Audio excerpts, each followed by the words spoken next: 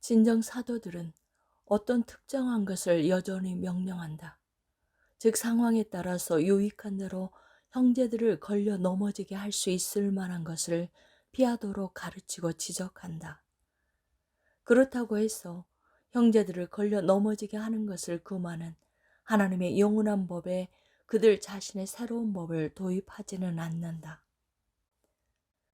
22번째, 구원에 무관한 것들에 대해서 연약한 자들이 걸려 넘어지지 않게 맞춰주시는 하나님의 사랑이 그의 말씀에 지닌 본래의 뜻으로서 계시됨.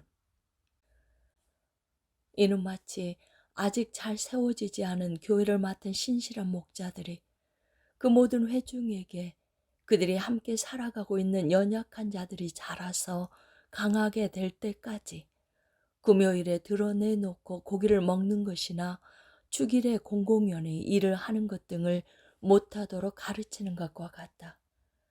미신이 아닌 이상 이런 일 각각은 그 자체로는 모두 구원에 무관하다.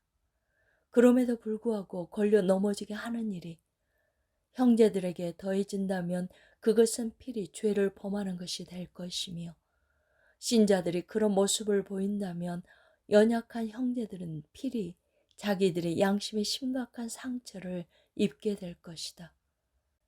여기서 신실한 목자들은 주님이 더할 나위 없이 분명하게 금지하신 연약한 자들을 걸려 넘어지게 하는 것들을 미연에 방지하려는 뜻만을 가지고 있었다.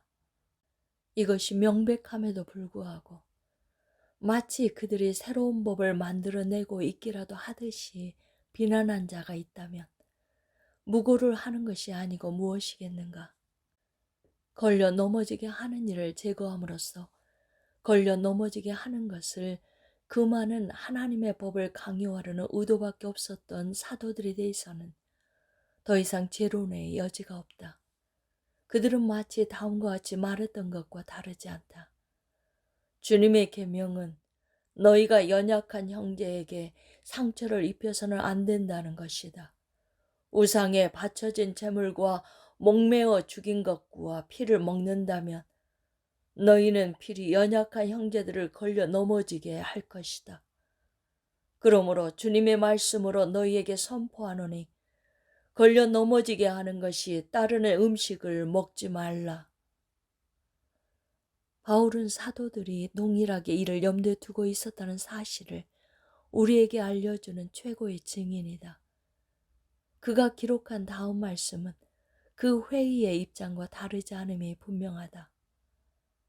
우상의 제물에 대하여는 우리가 우상은 세상에 아무것도 아니며 아노라. 그러나 어떤 이들은 지금까지 우상에 대한 습관이 있어 우상의 제물을 알고 먹는 거로 그들의 양심이 약하여지고 더러워지느니라. 그런즉 너희의 자유가 믿음이 약한 자들에게 걸려 넘어지게 하는 것이 되지 않도록 조심하라.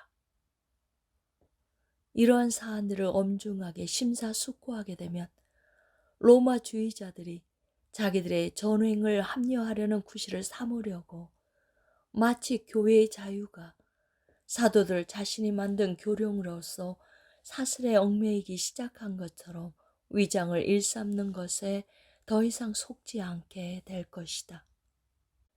나는 지금까지 로마주의자들의 반론에 맞서서 나의 해법을 제시했다.